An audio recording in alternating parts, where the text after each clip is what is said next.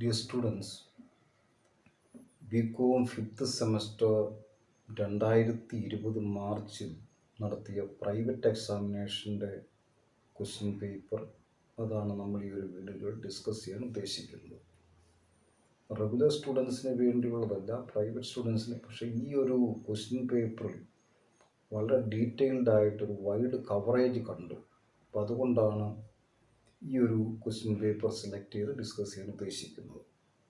നമ്മൾ നേരിട്ട് തന്നെ ഡിസ്കഷനിലേക്ക് കടക്കുകയാണ്. ഇതിൻ്റെ പാർട്ട് എയിൽ 2020 വന്നിരുന്നത് കോവിഡ് പാറ്റേൺ ഇല്ലാത്ത ഒരു ക്വസ്റ്റ്യൻ പേപ്പറാണ്. അപ്പം ആൻസർ എനി 10 ക്വസ്റ്റ്യൻസ് എന്നാണ്. ഇതേ ക്വസ്റ്റ്യൻ പേപ്പർ തന്നെ കോവിഡ് പാറ്റേൺ വന്നു കഴിഞ്ഞാൽ അത് ആൻസർ എനി 6 എന്നായിട്ട് മാറും. പക്ഷേ ഈ ഒരു ക്വസ്റ്റ്യൻ പേപ്പറിൽ നമ്പർ ഓഫ് ക്വസ്റ്റ്യൻസിൻ്റെ കവറേജ് കൂടുതലുണ്ട്. നമ്മൾ ആ പാർട്ട് എയിൽ ആദ്യത്തെ ക്വസ്റ്റ്യൻ എന്താ, what you mean by forest resources. So forest റിസോഴ്സസിൻ്റെ ഒരു ഡിസ്കഷൻ നമ്മൾ നടത്തുകയാണെങ്കിൽ, so forest resources mean various types of vegetation growing on forest land, associated harvested products അല്ലെങ്കിൽ and the associated forest residue including grass, logs, sapling, seedlings, trees and slashing. These are renewable resources because new vegetation can be grown again and again. അപ്പം ഇത് 3 മാർക്കിനാണെങ്കിൽ ഈ ഒരു answer മതി. Then second എന്താ, what is agricultural drought. Agricultural വരൾച്ച, അത് agricultural ഡ്രൗട്ടാണ്. So agricultural ഡൗട്ട് is related to moisture deficit in vegetation roots. ഇപ്പം മോയ്സ്ചർ എന്താ, അതിൻ്റെ അകത്തൊരു മോയ്സ്ചർ, നനവ്, മോയ്സ്ചർ ഡെഫിസിറ്റാണ്. അപ്പം നമ്മളെന്തൊരു മഴക്കുറവ് പോലെയല്ല, നനവിൻ്റെ കുറവാണ്. Which lead to crop growth stress, then crop yield reduction or failure driven by low precipitation or a sustain period. ഈ ആൻസർ അതിൻ്റെ ആ സൈഡിൽ തന്നെ കൊടുക്കുന്നുണ്ട്. Then mine safety refers to the practice of controlling and managing a wide range of hazards associated with the life cycle of mining related activities. അപ്പോൾ എന്താ, ഈ mining related activities ഉള്ള അപകട സാധ്യതകൾ, അപ്പം അതിനെ റെഡ്യൂസ് ചെയ്യാനും കൺട്രോൾ ചെയ്യാനും വേണ്ടിയുള്ള പ്രാക്ടീസസ് ആണ് നമ്മൾ മൈൻ സേഫ്റ്റി കൊണ്ട് മീൻ ചെയ്യുന്നത്. ദെൻ ഡെസേർട്ടിഫിക്കേഷൻ, അടുത്താണ് 4ാമത്തെ ക്വസ്റ്റ്യൻ എന്താണ്, മരുഭൂമിവൽക്കരണം. ഇപ്പം കൃഷിഭൂമി ഓവർ യൂട്ടിലൈസേഷൻ കാരണമോ മറ്റു കാരണങ്ങളോ കാരണം മരുഭൂമിയായിട്ട് മാറും. ഇപ്പോൾ ഈ താർ ഡെസേർട്ടൊക്കെ അങ്ങനെ കൂടുതൽ ഏരിയ ഓരോ വർഷവും മരുഭൂമിയായി മാറുന്നുണ്ട്. മരുഭൂമി വളർന്നുകൊണ്ടിരിക്കുകയാണ്. അപ്പോൾ അതാണ് desertification. Desertification is a slow process of land degradation that leads to desert formation.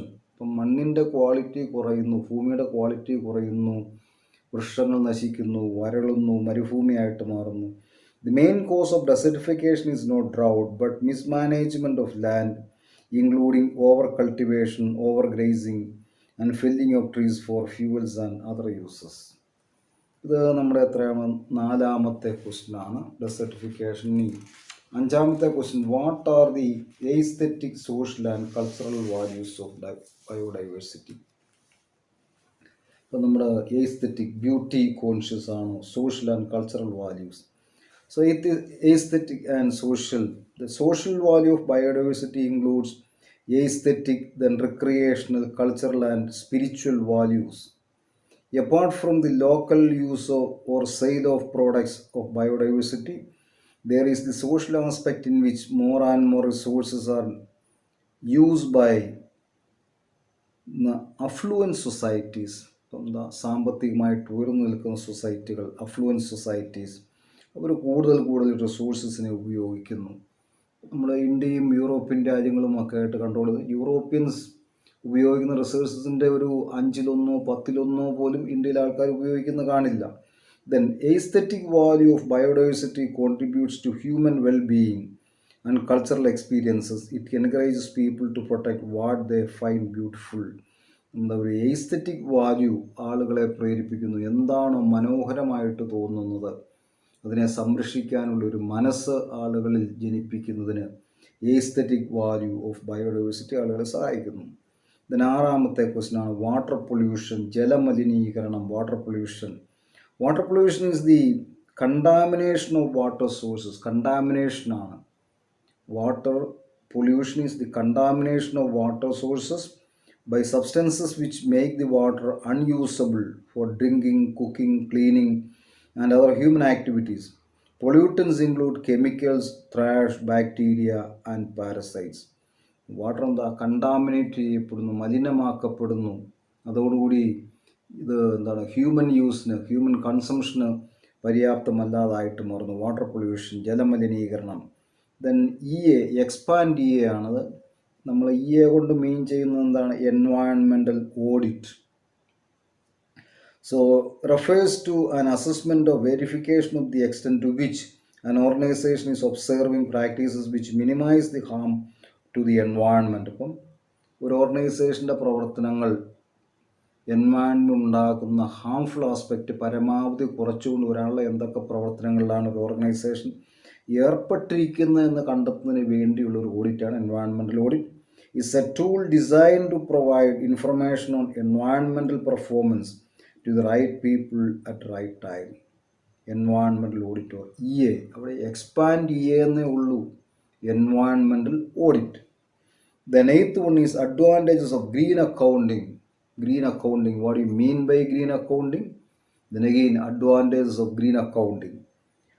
One is improving environmental performance by controlling cost and promoting sustainability. So green marketing helps in improving environmental performance by controlling cost and promoting sustainability. 2. Green accounting helps in developing greener processes and products that do not harm the environment. Green അക്കൗണ്ടിങ്ങിലൂടെ എന്താണ്? കൂടുതൽ ഗ്രീനറായ പ്രോസസ്സുകളും പ്രോഡക്റ്റുകളും develop ചെയ്യാൻ സഹായിക്കുന്നു. എന്ന് പറഞ്ഞാൽ less harm to the environment. പരിസ്ഥിതിക്ക് ഏറ്റവും കുറച്ച് ദോഷമുണ്ടാക്കുന്ന പ്രോഡക്റ്റുകൾ അത് ഉൽപ്പാദിപ്പിക്കുന്നതിന് വേണ്ടി ബിസിനസ് കൺസേൺസിനെ പ്രേരിപ്പിക്കാൻ ഗ്രീൻ അക്കൗണ്ടിങ് സഹായകമാണ്. ദെൻ ഇതൊരു ക്വസ്റ്റ്യൻ പറഞ്ഞിരിക്കുന്നത് എന്താണ്? 8ാമത്തെ ക്വസ്റ്റ്യനിൽ give 2 advantages of green accounting. ഇപ്പോൾ 2 അഡ്വാൻറ്റേജസ് പറഞ്ഞാൽ 2 മാത്രം മെൻഷൻ ചെയ്യുക. ദെൻ 9ാമത്തെ ക്വസ്റ്റ്യനിൽ പറഞ്ഞിരിക്കുന്ന വാട്ട് ഈസ് എൻവയൺമെൻറ്റ് ഓഡിറ്റ് ആണ് നമ്മൾ യുടെ ആൻസർ ആയിട്ട്. So we can refer answer question number 7 for that answer also. The 10th one is what is CIZ, Central Information Commission. What is CIZ? Central Information Commission is a statutory body. അപ്പോൾ അതിന് legally set up ചെയ്തിരിക്കുന്ന സ്റ്റാറ്റ്യൂട്ടിൻ്റെ പിൻബലമുണ്ട്. Statutory body set up under the right to information act in 2005 under the Government of India to act upon complaints from those individuals who have not been able to submit information request to a Central Public Information Officer or State Public Information Officer due to various reasons. പല കാരണങ്ങളാൽ central public information ഓഫീസർക്കോ state public information ഓഫീസർക്കോ ഒരു request submit ചെയ്യാൻ കഴിയാത്ത ആളുകൾക്ക് അവർക്ക് ആ റിക്വസ്റ്റ് ടൈമിൽ കൊടുക്കാൻ പറ്റിയില്ല. സോ അങ്ങനെയുള്ള ആളുകൾക്ക് ഇൻഫർമേഷൻ ലഭിക്കുന്നതിന് വേണ്ടി സമീപിക്കാവുന്ന ഒരു അതോറിറ്റിയാണ് central information commission. Then 11th question, fee to get information under the act. എത്രമാത്രം ഫീസാണ് required fees for obtaining information under the right to information act. Fee for seeking information under the act is ₹10. 10 രൂപയാണ് പറഞ്ഞിരിക്കുന്നത്. which can be paid through a demand draft or a banker's check on an Indian post loader payable to the accounts officer of the public authority. ഏത് public അതോറിറ്റിയിൽ നിന്നാണോ information seek ചെയ്യുന്നത് ആ public അതോറിറ്റിയുടെ accounts ഓഫീസറുടെ പേരിൽ 10 രൂപയുടെ bank ഡ്രാഫ്റ്റോ demand ഡ്രാഫ്റ്റോ bankers ചെക്കോ അല്ലെങ്കിൽ Indian post ലോഡറോ പേ ചെയ്യുക. അതാണ് required fees. Then 12th question is what is IHRC? International Human Rights Commission. IHRCയുടെ ഫുൾ ഫോം എന്താ? International Human Rights Commission is an international non-profit organization. IHRT is an international non-profit organization ആണ്, ലാഭത്തിന് വേണ്ടി പ്രവർത്തിക്കുന്ന organisation അല്ല.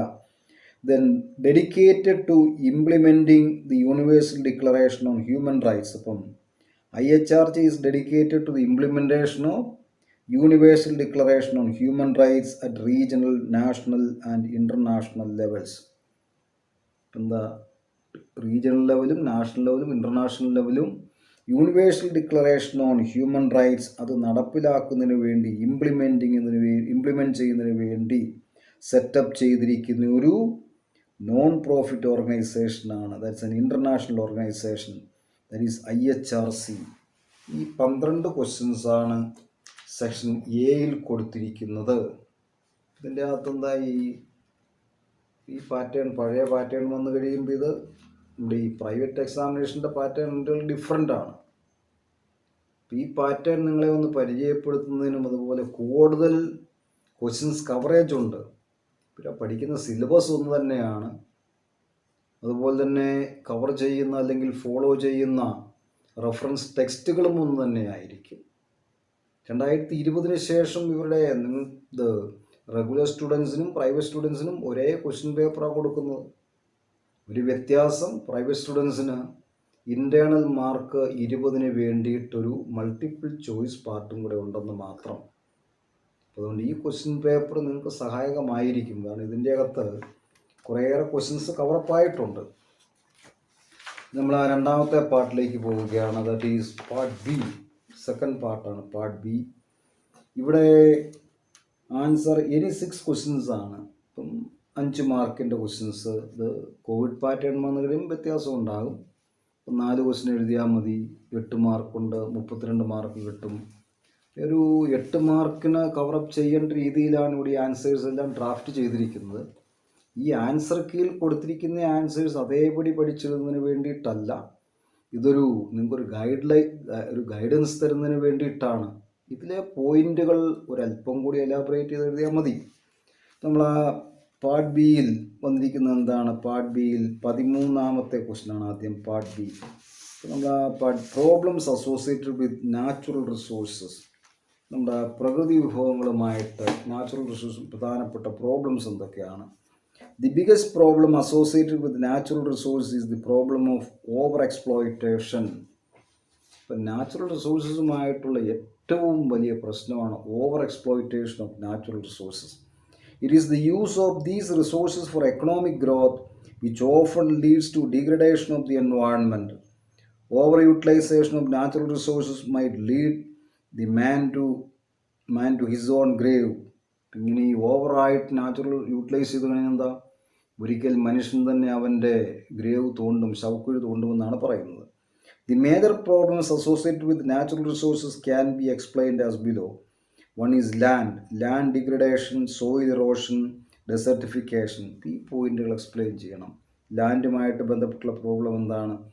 അത് പ്രധാനമായിട്ടും land degradation, മണ്ണിൻ്റെ വളക്കൂറ് കുറയുന്നു, അതുപോലെ മണ്ണൊലിപ്പ്, ഡെസർട്ടിഫിക്കേഷൻ, ഇത് എക്സ്പ്ലെയിൻ ചെയ്യണം. അത് then soil pollution resulting from domestic refuses, sewage, industrial waste, unscientific agricultural practices. ഇത് എക്സ്പ്ലെയിൻ, ഒരു ചെറിയ പാരഗ്രാഫിൽ ഇതെല്ലാം എക്സ്പ്ലെയിൻ ചെയ്യണം. ദെൻ 3ാമത് water pollution, 4 air pollution, solid waste management, then sanitation issues, global warming, climate change. ഈ പറഞ്ഞിരിക്കുന്ന 8 പോയിന്റുകളും എക്സ്പ്ലെയിൻ ചെയ്യേണ്ടതാണ്. നിങ്ങൾക്ക് 8 മാർക്കിന് അല്ലെങ്കിൽ 5 മാർക്കിന് ഒരു ക്വസ്റ്റ്യൻ വന്നു കഴിഞ്ഞാൽ മിനിമം ഒരു 2 പേജ് വേണം. ഇനി ഈ പോയിന്റുകൾ ഒരു 2-3 സെൻറ്റൻസിൽ എക്സ്പ്ലെയിൻ ചെയ്താൽ മതി. ഒത്തിരി എലാബറേറ്റ് ആയിട്ട് കൊടുക്കേണ്ട കാര്യമില്ല. പക്ഷേ ഈ പോയിന്റുകളെല്ലാം അതിൻ്റെ അകത്ത് ഉണ്ടായിരിക്കണം. Problems associate natural resources. Then the 14th question is alternative energy and different sources. എന്താണ്? What is alternative energy? What are the different source of alternative energy? Alternative energy is an energy source that is an alternative to fossil fuel. ഇപ്പോൾ fossil ഫ്യൂവലിന് പകരം നിൽക്കുന്ന sources of എനർജിയാണ് alternative energy. The fossil fuel such as coal, natural gas and crude oil deposits will not last for very long. ഇതൊക്കെയാണ് exhaustible sources of എനർജിയാണ്. Coal, natural gas, അതുപോലെ തന്നെ CNG or anything, crude oil. Hence, there is need for clean and renewable energy sources. which are cheap and sufficiently obtainable. Following are the alternative sources of energy identified by the scientists. One, nuclear energy, geothermal power. ഭൂമിയുടെ ഉള്ളിൽ ഉള്ള ചൂട് അല്ലെങ്കിൽ ഭൂമിയുടെ ഉള്ളിൽ ഇപ്പോഴും തിളച്ചു മറിയുന്നുണ്ട്, ചൂടുണ്ട്. ഭൂമിയുടെ ഉൾഭാഗത്തുള്ള ആ ഒരു ഹീറ്റ് എനർജി അതുപയോഗിച്ച് ഇലക്ട്രിക്കൽ എനർജിയിലേക്കും മറ്റും കൺവേർട്ട് ചെയ്യുക. അപ്പം എന്താണ് ജിയോതെർമൽ, ഭൂമിയുടെ ഉള്ളിലുള്ള ഹീറ്റ് എനർജി ടാപ്പ് ചെയ്യുക. ടൈഡൽ പവർ, വേലിയേറ്റവും വേലിയിറക്കവും, അതാണ് ടൈഡൽ പവർ. അത് ഈ വേലിയേറ്റവും വേലിയിറക്കവും യൂട്ടിലൈസ് ചെയ്തുകൊണ്ട് പവർ ജനറേഷൻ നടത്തുക. ദെൻ വിൻഡ് പവർ, കാറ്റാടി യന്ത്രങ്ങളിലൂടെ വിൻഡിലൂടെ electricity generation. Solar energy, gravitational power, ഗുരുത്വാകർഷണം, gravitational power. And wave energy, കടൽമേൽ തിരമാലകളിൽ നിന്നും ഇലക്ട്രിസിറ്റി പ്രൊഡക്ഷൻ. ഈ പറഞ്ഞിരിക്കുന്നതെല്ലാം എന്താണ്? ഇതെല്ലാം ഓൾട്ടർനേറ്റീവ് സോഴ്സ് ഓഫ് എനർജിയാണ്. ഈ ഓരോ സോഴ്സ് ഓഫ് എനർജിയെക്കുറിച്ചും ഒരു 2-3 സെൻറ്റൻസുകൾ ഇത് നമ്മൾ കൊടുത്തു കഴിഞ്ഞാൽ ആൻസർ കംപ്ലീറ്റ് ആകും. കാരണം ഇതെല്ലാം ഈ 5 മാർക്കിനും 8 മാർക്കിനും ഒക്കെ ആണെങ്കിൽ അല്പം കൂടി എലാബറേറ്റ് ആയിട്ട് നമ്മൾ കൊടുക്കണം.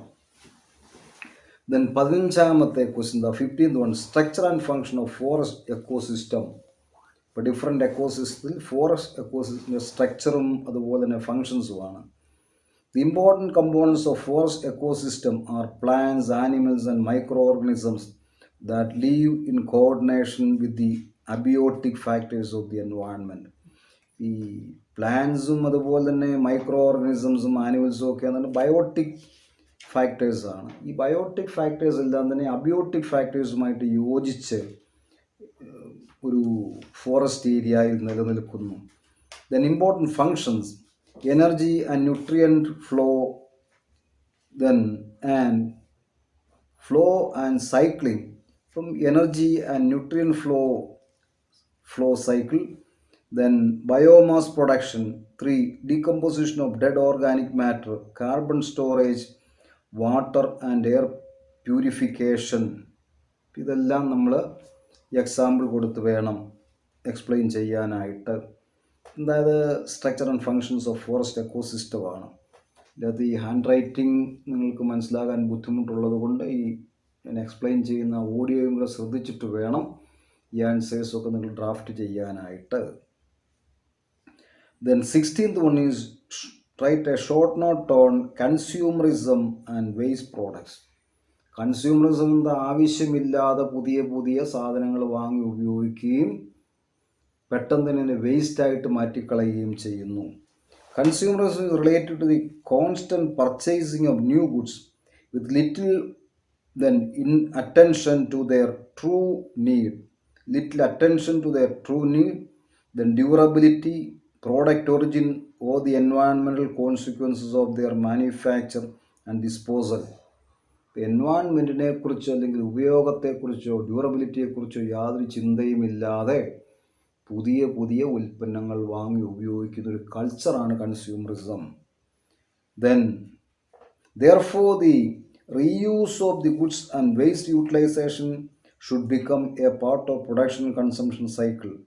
Therefore the reuse of goods and waste utilization, reuse of goods, സാധനങ്ങൾ വീണ്ടും വീണ്ടും ഉപയോഗിക്കുക, റീസൈക്ലിംഗ് കൂടെ വീണ്ടും ഉപയോഗിക്കുക. അതുപോലെ waste utilization should become a part of production consumption cycle. Consumerism is destroying our environment by more production, more waste products, more pollutant emissions, then increased land use and degradation and accelerated climate change. അപ്പം കൺസ്യൂമറിസവും waste പ്രോഡക്ട്സും നമ്മുടെ എൻവയോൺമെൻറ്റിനെ നശിപ്പിക്കുന്നു. Then 17th question is, what is the 17th question? Define the following terms under the Wildlife Protection Act 1972. The Wildlife Protection Actൽ കൊടുത്തിരിക്കുന്ന അതേപടിയുള്ള ഡെഫിനേഷനാണ്. Wildlife, habitat, hunting, animal articles. ഇവിടെ നോട്ടിൽ കൊടുത്തിരിക്കുന്ന അതേപടിയുള്ളതാണ്. Wildlife includes any animal, then aquatic or land vegetation which forms part of any habitat. അപ്പോൾ wildlife അതാണ്. includes any animal, then aquatic or land vegetation which forms part of any habitat. അപ്പം മൃഗങ്ങളും അതുപോലെ തന്നെ മൃഗങ്ങൾ എന്താണ്? Aquatic or land, വെള്ളത്തിലും കരയിലും ജീവിക്കുന്ന എല്ലാ ജീവജാലങ്ങളെയും നമ്മൾ എന്തായിട്ട് കണക്കാക്കും? വൈൽഡ് ലൈഫാണ്. Part of any habitat. അപ്പോൾ അതിൻ്റേതായ ദെൻ ഹാബിറ്റാറ്റ് ഇൻക്ലൂഡ്സ്, ഹാബിറ്റാറ്റിൻ്റെ മീനിങ് ആണ് habitat includes land, water or vegetation which is the natural home of any wild animal. ഈ ഹാബിറ്റാറ്റ് കൊണ്ടാണ് നമ്മൾ എന്താണ് ഈ വൈൽഡ് ലൈഫിൻ്റെ മീനിങ് വരുന്നത്. Habitat, habitat includes land, water or vegetation which is the natural home of any wild animal. Wild ആനിമലിൻ്റെ ഒരു നാച്ചുറൽ ഹോമാണ് നമ്മൾ ഹാബിറ്റാറ്റ് കൊണ്ട് മീൻ ചെയ്യുന്നത്. Then hunting, hunting includes killing or poisoning of any wild animal or captive animal and every attempt to do so. Then B, injuring or destroying or taking away any part of such animals and damaging or disturbing the eggs or nests of wild birds and reptiles. ഇതെന്തായിട്ട് വരുന്നു? ഇത് 17ാമത്തെ question ആണ്. Then 18ാമത്തെ question ആയിട്ട് വന്നിരിക്കുന്നത്, then 18ാമത്തെ question important 3 issues on the environmental legislation. 18ാമത്തെ ക്വസ്റ്റ്യൻ എന്താ? What are the important 3 issues? Environmental ലെജിസ്ലേഷനുമായിട്ട് ബന്ധപ്പെട്ട പ്രധാനപ്പെട്ട 3 ഇഷ്യൂസ് എന്തൊക്കെയാണ്? The precautionary principle, then polluter pays principle, freedom of information. ഈ 3 പ്രിൻസിപ്പിൾസാണ് ഇതിൻ്റെ ഭാഗമായിട്ട് വരുന്നത്. Precautionary principle is one of the mechanisms and procedures by which possible danger to environment can be mitigated. It implies prevention is better than cure. In 1996, Supreme Court of India accepted precautionary principle as part of the law of the land. Second one is polluter pays principle is the commonly accepted practice that those who produce pollution should bear the cost of managing it to prevent damage to human health or the environment. നിങ്ങളെൻ്റെ ഈ audio listen ചെയ്യണം, എങ്കിലേ not നിങ്ങൾക്ക് മനസ്സിലാകുകയുള്ളൂ. Then 3, freedom of information. Many countries have now begun to release more information about environmental planning and management.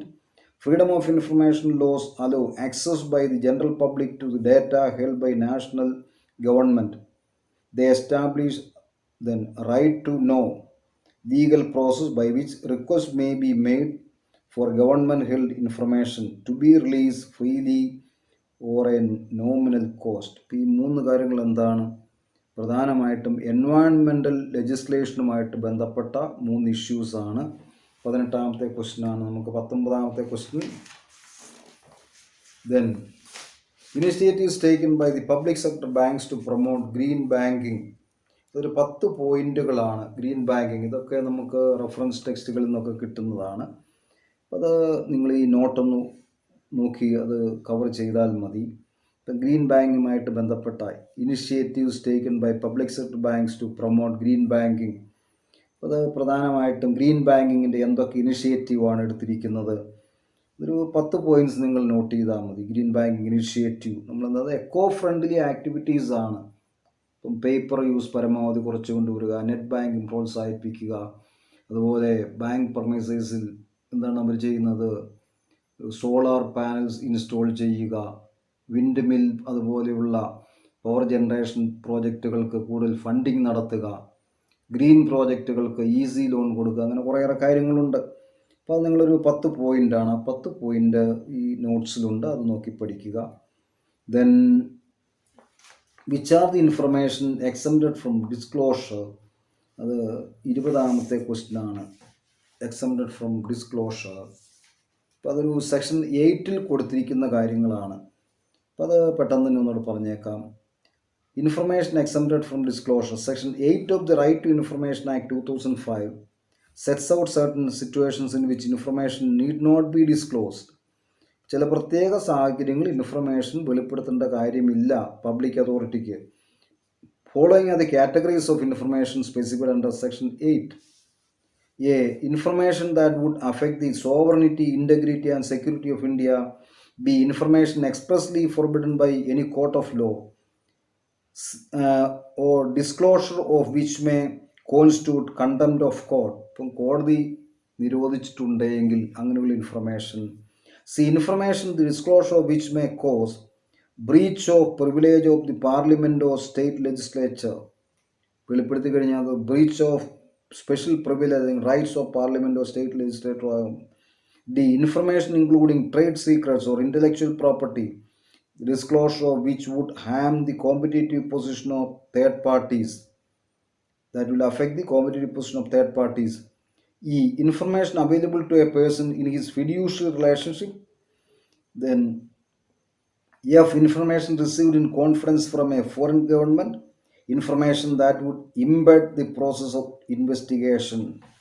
എന്താണ് ഒരു അന്വേഷണത്തെ തടസ്സപ്പെടുത്തുന്ന ഒരു information ആണെങ്കിൽ, ഒരു അന്വേഷണത്തെ ഹാംഫുൾ ആയിട്ട് ബാധിക്കുന്ന ഒരു ഇൻഫർമേഷൻ ആണെങ്കിൽ that need not be disclose under section 8. Section 8 പ്രകാരം എന്തൊക്കെ ഇൻഫർമേഷനാണ് വെളിപ്പെടുത്താനുള്ള ബാധ്യത പബ്ലിക് അതോറിറ്റിക്ക് ഇല്ലാത്തത്. Then personal information the disclosure of which would cause unwarranted invasion of privacy of individuals. വ്യക്തികളുടെ പ്രൈവസിയെ ബാധിക്കുന്ന ഇൻഫർമേഷൻ ആണെങ്കിൽ വെളിപ്പെടുത്തേണ്ട കാര്യമില്ല. Where disclosure of information would involve an infringement of copyright subsisting in a person other than the state. ഈ പറഞ്ഞിരിക്കുന്ന പോയിന്റുകളെല്ലാം എന്താണ്, ഇൻഫർമേഷൻ എക്സംപ്റ്റഡ് ഫ്രം ഡിസ്ക്ലോഷർ ആണ് RT ആക്ട് പ്രകാരം. ദെൻ 21ാമത്തെ question, explain the history of human rights. Human റൈറ്റ്സിൻ്റെ history എന്താണ്? There is no clear cut theory regarding the origin of the thoughts of human rights. There were a lot of struggles and movements in the history of mankind aimed at ensuring human rights. The following events are considered to be the landmarks in the history of the development of human rights to the present stage. അതിൽ കുറേയേറെ പോയിന്റുകളാണ്. അല്ലെങ്കിൽ ഒന്ന്, Magna Carta of 1215 in England. ഇതൊക്കെ important landmarks ആണ്. Secondly, emergence of social contract theory. 3, English bill of rights of 1689. 4, American declaration of independence of 1776. 5, French declaration of rights of man of 1789. The Bolshevik revolution of Russia of 1917. Universal declaration of human rights of 1948. International കവനൻസ് of human rights. ഈ പോയിന്റുകളെല്ലാം 8 പോയിന്റുകളുണ്ട്. ഈ 8 പോയിന്റുകളെയും ബ്രീഫായിട്ട് explain ചെയ്യണം. എങ്കിൽ മാത്രമേ നമ്മുടെ ആ answer complete ആവുകയുള്ളൂ. ഈ ബി പാർട്ടിൽ കൊടുത്തിരിക്കുന്ന എല്ലാ ക്വസ്റ്റ്യൻസും തന്നെ വേണമെങ്കിൽ സി പാർട്ടിൽ 15 മാർക്കിന് ഉൾപ്പെടുത്താവുന്നതാണ്. നമ്മൾ ആ ബി പാർട്ടിൽ വന്നിരിക്കുന്ന 21ാമത്തെ ക്വസ്റ്റ്യനാണ്. നമ്മൾ ഇതോടുകൂടി ബി പാർട്ടിൻ്റെ ഡിസ്കഷൻ അവസാനിപ്പിക്കുന്നു. നമ്മൾ ഈ ഒരു 2020 മാർച്ചിലെ ക്വസ്റ്റ്യൻ്റെ ഭാഗമായിട്ട് ഒരു വീഡിയോയും കൂടെ റിലീസ് ചെയ്യുന്നതായിരിക്കും. നമ്മൾ ആ വീഡിയോയിൽ ഇതിൻ്റെ പാർട്ട് സിയിലെ 4 ക്വസ്റ്റ്യൻസും അതിൻ്റെ ആൻസേഴ്സും ഡിസ്കസ് ചെയ്യും. Thanks for attending this video.